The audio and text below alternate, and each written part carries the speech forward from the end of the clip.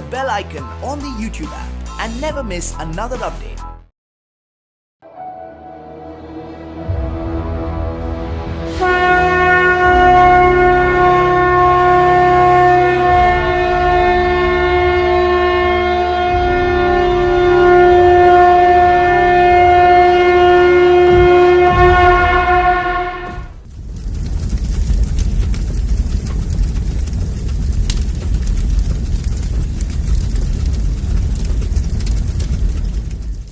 राह संघर्षों की जो चलता है वो ही दुनिया बदलता है।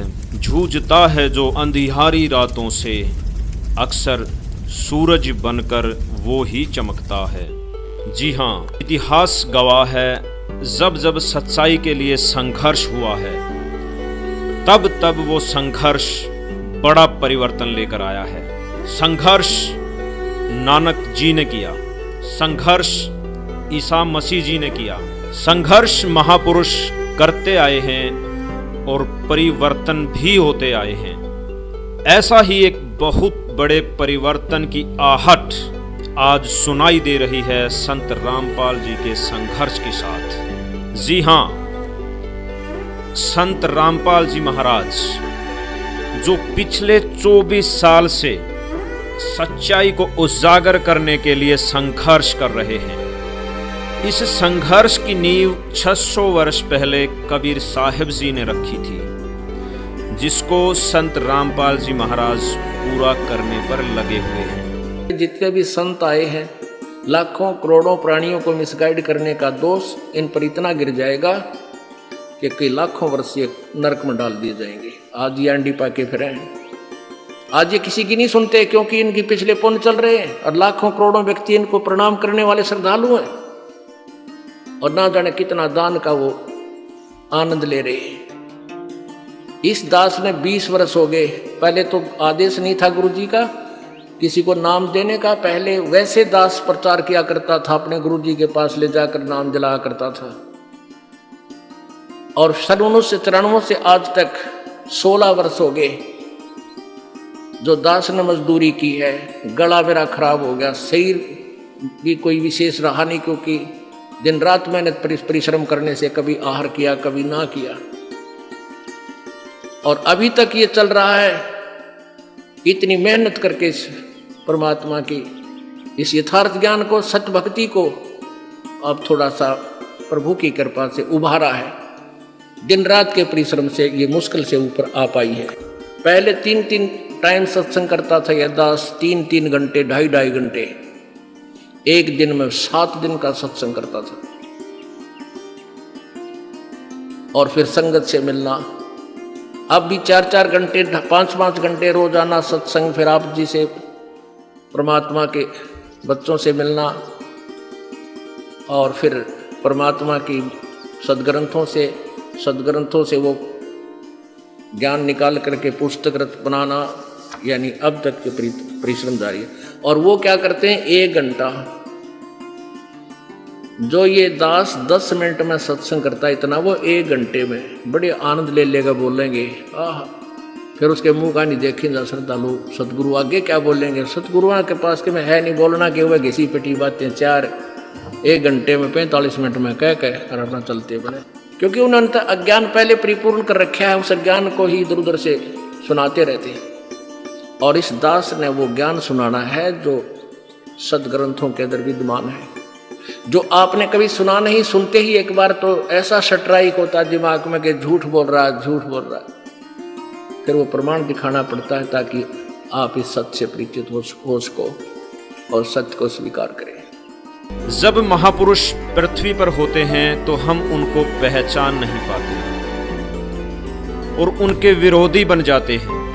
ये बिल्कुल सच है। जैसे हमने 600 वर्ष पहले कबीर साहिब जी के साथ किया, जो स्वयं परमात्मा थे, आज वही इतिहास हम संत रामपाल जी का विरोध करके इसे दोहरा रहे हैं। सन 1994 से संत रामपाल जी का संघर्ष शुरू होता है। सन 1994 के बाद संत रामपाल जी अच्छी खासी जूनियर इंजीनियर की नौकरी और खुशहाल परिवार को छोड़ विश्व की आत्माओं को जगाने में लग गए। इसके बाद उन्होंने दिन रात एक करके भक्त समाज को जागरूक किया और भटके हुओं को मोक्ष का रास्ता दिखाते हुए कभी पीछे मुड़कर नहीं देखा। संत रामपाल जी के बारे में भविष्यवाणी करने वाले नानक जी, इंग्लैंड के ज्योतिषी कीरो, भविष्यवक्ता वेजी लैटिन, अमेरिका की जीन डिक्सन, अमेरिका के एंडरसन, हॉलैंड के गरार्ड कराइसे, अमेरिका के चार्ल्स क्लार्क, हंगरी की बोरिस्का, फ्रांस के डॉक्टर जुलवर्न, नास्त्रेदामस, इजराइल के प्रोफेसर हरार, अमेरिका की महिला भविष्यवक्ता फ्लोरेंस और जय गुरुदेव आदि ने जिस महापुरुष के बारे में भविष्यवाणियां की हैं वो महापुरुष संत रामपाल जी हैं। संत रामपाल जी ने धार्मिक पाखंडवाद को मिटाने का बीड़ा उठाया और सत भक्ति का प्रचार प्रसार शुरू किया।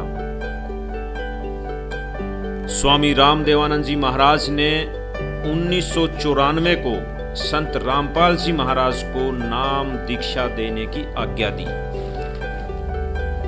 सन 1994 से लगभग 6 साल तक संत रामपाल जी ने घर घर जाकर सत्संग किए और जनता को बताया कि आपको नकली धर्म गुरुओं द्वारा भ्रमित किया जा रहा है, आपको भक्ति के नाम पर लूटा जा रहा है। उन्होंने बताया कि आप अपने वेदों और ग्रंथों को खोल कर देखो, उनमें खजाना छुपा हुआ है। सदग्रंथ क्या बता रहे हैं और हमारे मुल्ला, काजी, पंडित क्या बता रहे हैं। संत जी ने सदग्रंथों और प्रमाणित संतों की वाणियों से सिद्ध किया कि कबीर साहिब जी ही परमात्मा हैं, जो सतलोक में रहते हैं और समय समय पर पृथ्वी पर आकर अपनी आत्माओं को चेताते रहते हैं। संत रामपाल जी महाराज ने जो भक्ति विधि बताई उससे लाखों लोगों के शारीरिक और आर्थिक लाभ मिलने लगे। जब से संत रामपाल जी महाराज जी से नाम उपदेश लिया हूँ तो साधना करते करते अभी मेरा जो HIV एड्स है वो बिल्कुल तरह से ठीक हो चुका है, मुझे कोई तकलीफ नहीं है। कैंसर की बीमारी ठीक 2 दिन के बाद होश आया था। तो ये रिपोर्ट है मेरा ऐसा पूरा ये सर फटा हुआ है 3 तरफ से। परमात्मा ही इलाज करते हैं और परमात्मा ने ही ठीक किया, जिससे श्रद्धालुओं की संख्या जल्दी ही लाखों में हो गई। लेकिन जब नकली धर्म गुरुओं ने देखा कि उनकी दुकानें बंद हो रही हैं, तो उन्होंने संत रामपाल जी को बदनाम करना शुरू कर दिया। आसपास की जनता को गुमराह करने लगे। आर्य समाज का इसमें मुख्य हाथ था, क्योंकि संत रामपाल जी ने आर्य समाज की पुस्तक सत्यार्थ प्रकाश को वेदों से तुलना करके उसको झूठा साबित कर दिया। आर्य समाज के नकली आचार्यों ने लोगों को भ्रमित करके सतलोक आश्रम करोथा पर हमला कर दिया। ये वाकया सन 2006 का है।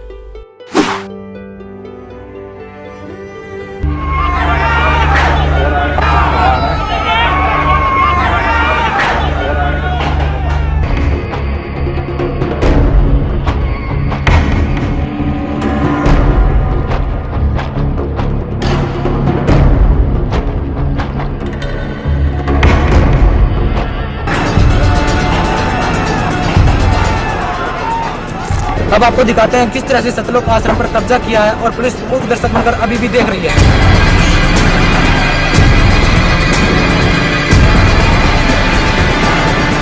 एक आतंकवाद जैसी स्थिति यहाँ पर बन चुकी है।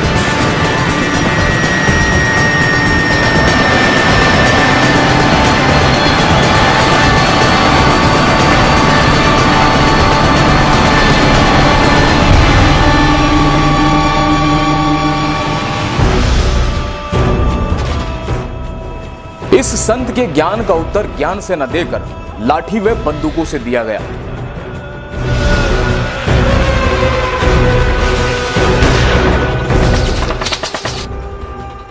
पुलिस की कोशिशों के बाद भी ये आश्रम की दीवारों तक पहुंच गए, जिसमें पुलिस और हमलावरों की मुठभेड़ में एक सोनू नाम के उपद्रवी की मौत हो गई।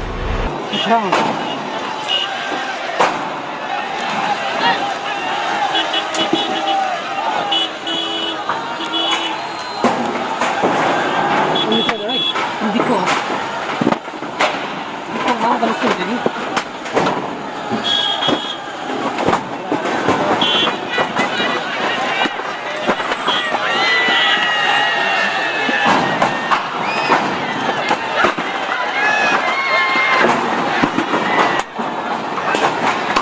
मेरा नाम धर्मवीर दास है जी। मैं जेल वार्डर हूँ, जेल डिपार्टमेंट में नौकरी करता हूँ। मैं जिस टाइम ये करौथा कांड हुआ उस टाइम रोहतक जेल पर वार्डर के पद पर था। तो फिर कुछ दिन के बाद पता चला भाई संत रामपाल जी महाराज रोहतक जेल में आएंगे। तो हमारी वहाँ पर ड्यूटी थी, हमने देखा, सोचा भाई यहीं बात करेंगे, आके पूछेंगे उनसे क्या ये वास्तविक सच्चाई है। उसके बाद फिर गुरु जी जेल में आए। जेल में आने के बाद वो दिन मैं उस दिन को बहुत खुशकिस्मत मानता हूँ कि उस दौरान मेरी जहाँ पर गुरुजी बंद थे वहाँ पर मेरी ड्यूटी लगी हुई थी।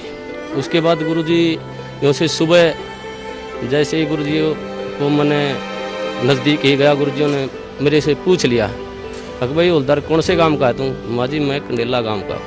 हाँ, गुरुजी संत रामपाल जी महाराज ने मेरे ही बड़े भाई का नाम ले दिया। एक ओम प्रकाश है भाई, मेरा कंडेला का बहुत बढ़िया भगत है। देखो कितनी अखबार में कितने सुनने के कारण मैं अपने भाई को मना कर दिया कि मैं नहीं जानता। इतना बुरा प्रचार सुनने के बाद मैंने अपने भाई को भी खुद मारा, माँ जा भाई, मैंने ये कह दिया कि मैं नहीं जानता उसको। एक दिन मैं कैसेट सुन रहा था, रात के 9:30-10 बजे का टाइम था। तो एक कैसेट, इतनी मार्मिक कैसेट थी, उसमें मैं क्या बताऊँ, मेरे गुरुजियों के लिए मेरा हृदय फट गया था। वो परमात्मा सतगुरुदेव उन्होंने कहा कि इस दास की जीभ कट जाए अगर झूठ बोलता हो तो मैं इस परोपकार समाज के लिए एक हाथ छुड़ा रहा। तो एक दिन रात को 2 बजे मेरी ड्यूटी थी, मैं गुरुजियों के पास गया। तो गुरुजियों ने फिर बिठा के मेरे को कहा बेटा ऐसी भक्ति करनी चाहिए परमात्मा की।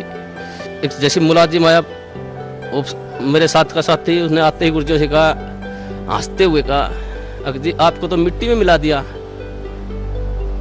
हमारे गुरुजी ने कहा हाँ बेटा मिट्टी में मिला दिया भाई। लेकिन ऐसा उदाहरण दिया हमारे गुरुजियों ने एकदम से सटीक, भाई जमींदार 40 किलो अन्न मिट्टी में मिलाता है, 70 मन उठा के ले जाता वहां से। वैसे तो इस पृथ्वी पर संत आता वो जेल में आना नहीं चाहिए वैसे तो, लेकिन इस संत को, इस दास को याद कराया करेंगे कि उन दुष्ट आचार्यों ने अपनी रोजी रोटी के लिए ऐसे संत को जिसकी आंखों में बिठाकर पूजा करनी चाहिए उसको जेल में डलवा दिया। ऐसा मार्ग जो पृथ्वी पर संत रामपाल जी महाराज जी चला रहे थे उस मार्ग को लगभग 2.5 वर्ष के लिए बंद करवा दिया। ऐसा मार्ग, हे परमात्मा, ऐसा गुरुजियों से वहां देखता जो गुरुजियों पर आरोप लगाए गए, ऐसे आरोप इंसान पागल होकर मर जाए, ये तो समर्थ परमात्मा है।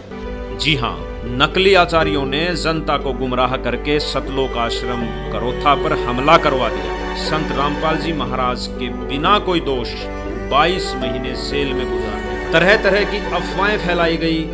न्यूज़पेपर, प्रिंट मीडिया ने अफवाहें फैलाने में कोई कसर बाकी नहीं छोड़ी।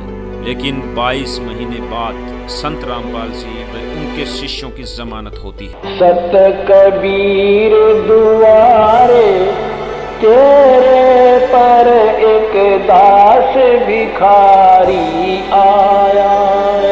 सत कबीर दुआरे तेरे पर एक दास भिखारी आया। और वो एक बार फिर आश्रम बरवाला हिसार में खुल जाता है। फिर श्रद्धालु देशों विदेशों से आना शुरू हो जाते हैं। लेकिन विरोधी लोग जिनकी दुकानें बंद हो रही थी उनको यह रास नहीं आ रहा था। वो 2 FIR जो उसी के प्रशासन में दर्ज है उसमें लिखा गया कि ये सामान आश्रम करौथा का लूटा गया और बाद में उन अपराधियों का पता नहीं लगा, वो अनट्रेस्ड हो गई। ये सरकार की चाल होती है। पुलिस प्रशासन के अधिकार में करौथा आश्रम, उसमें चोरी, बाद में FIR दर्ज, अपराधियों का ना मिलना, फाइल बंद हो जाना। हमेशा सर्वोच्च न्यायालय का फैसला सिर माथे पर। 18 फरवरी 2013 को संत रामपाल जी महाराज की दया से वो दिन आया कि माननीय सुप्रीम कोर्ट ने वो याचिका खारिज कर दी और हाई कोर्ट के निर्णय को जारी रखा कि आप करोथा आश्रम को भक्ति मुक्ति ट्रस्ट को सौंप दे। भक्तों में खुशी की लहर दौड़ गई, लेकिन एक राक्षस कभी भी भक्तों की खुशी देखकर खुश नहीं होता। उसने ये देखा कि परम संत के परम भगत खुश है, उसने अपनी प्रशासन की चाल फिर शुरू कर दी। 7 अप्रैल 2013 का वो ऐतिहासिक दिन आया जिस दिन हमें अपना छीना हुआ, लुटा हुआ और हम पिटे हुए भक्तों को हमारा घर मिला। और 7 अप्रैल को हमें मिला आश्रम।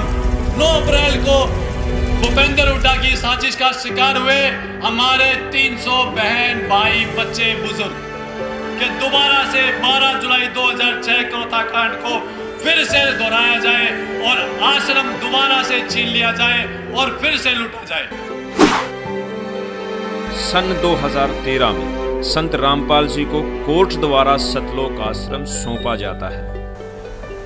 परमेश्वर कबीर जी की सर्वसंगत परमात्मा का लाख लाख शुक्रिया करते हैं कि परमेश्वर ने आप जी का करोथा आश्रम वापस दिलवा दिया।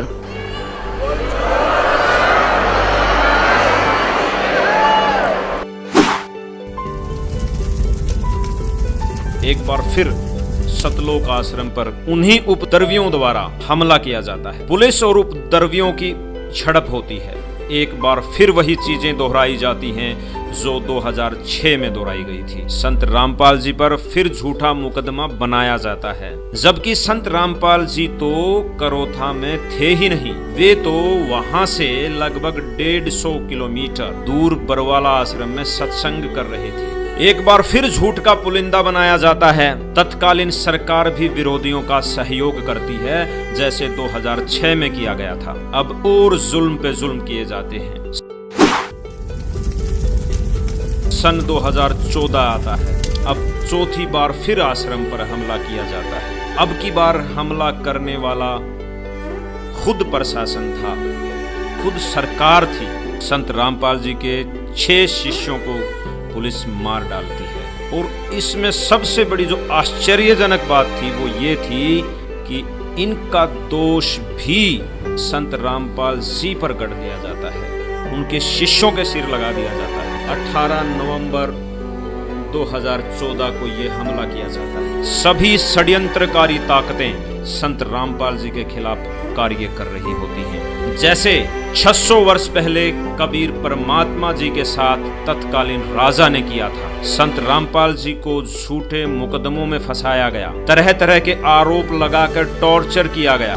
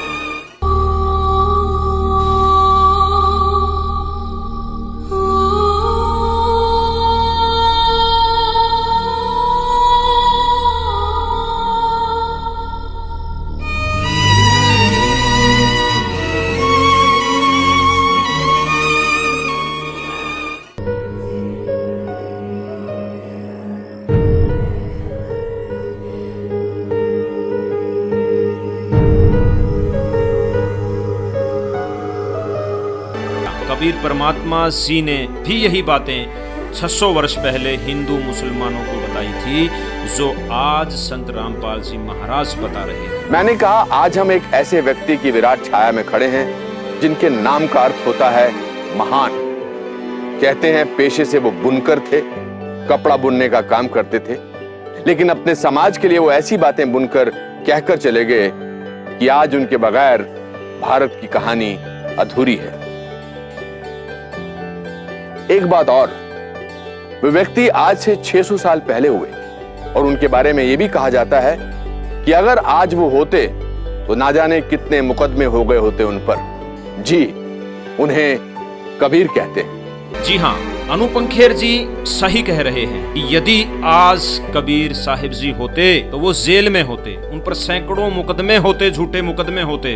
अनुपम खेर जी, आपकी बात बिल्कुल सच है। कबीर साहिब जी ने भी पाखंडवाद के विरुद्ध आवाज उठाई और आज संत रामपाल जी महाराज भी पाखंडवाद के विरुद्ध आवाज उठा रहे हैं। ये स्वयं कबीर साहिब हैं और आज जेल में हैं, लेकिन जेल में होने के बावजूद संत रामपाल जी महाराज से लाखों भक्त जुड़ रहे हैं। दिन प्रतिदिन श्रद्धालुओं की संख्या बढ़ती जा रही है। संत रामपाल जी महाराज जल्दी ही इस विश्व को परिवर्तन करने वाले हैं। इनको कोई आम आदमी मानकर भूल न करें, इन्हें पहचाने, क्योंकि नानक जी के समय हम नानक जी को नहीं पहचान सके, कबीर साहिब जी के समय कबीर साहिब जी को नहीं पहचान सके।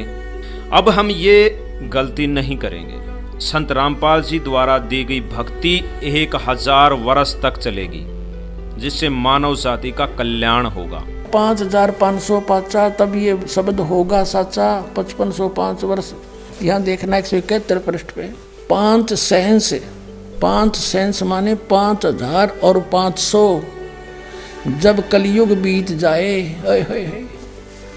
महापुरुष फरमान तब जगतारण को आए।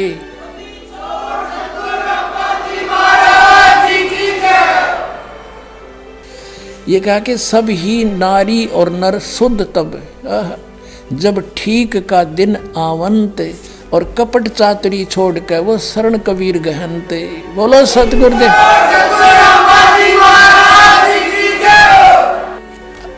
स्पष्ट कर दिया परमात्मा ने कि जब वो ठीक का दिन आ गया, वो ठीक का दिन अब आ चुका पुण्यात्मा, वो ठीक का दिन।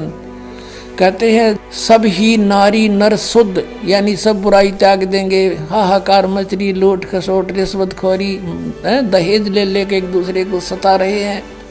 कहते हैं सब ही नारी नर शुद्ध तब जब ठीक का दिन आवंत, यू आवंत है, और कपट चातुरी छोड़ के वो शरण कबीर गहनते।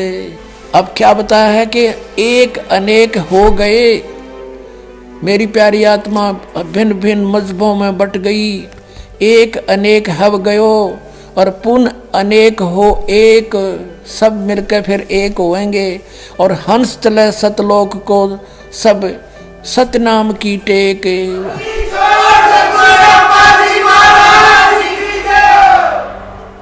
तो यहाँ बताते हैं, तो ऐसे इसका अर्थ ये बनाया है कि घर घर बोध विचार हो, दुर्मति दूर बहाए, और कलयुग में सब एक हो गए और बरते सहज स्वभाव।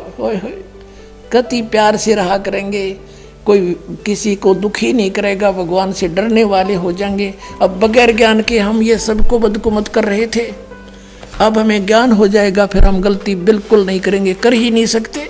चलिए आज जान ही लेते हैं कि संत रामपाल जी क्या गुनाह करते जा रहे हैं। क्या भक्ति मार्ग में फैले पाखंडवाद को मिटाना गुनाह है? क्या दहेज प्रथा को खत्म करना गुनाह है? क्या भ्रूण हत्या को समाप्त करना गुनाह है? क्या मोक्ष का सच्चा रास्ता बताना गुनाह है? क्या विश्व भर से रिश्वतखोरी, मांसाहार और नशे को मिटाना गुनाह है? क्या स्वच्छ समाज का निर्माण करना गुनाह है? क्या भ्रष्टाचार पर आवाज उठाकर भ्रष्टाचार को मिटाना गुनाह है? या फिर लाखों परिवारों को सच्ची भक्ति देकर सुखी बनाना गुनाह है? अगर ये सब गुनाह हैं तो ये गुनाह होते रहेंगे, क्योंकि एक अच्छे समाज और विश्व कल्याण के लिए ये गुनाह जरूरी हैं। और आप सबसे भी अपील है कि आप भी इन गुनाहों में शामिल हो जाइए, क्योंकि परिवर्तन होने वाला है और दुनिया बदलने वाली है। जय हिंद, जय भारत।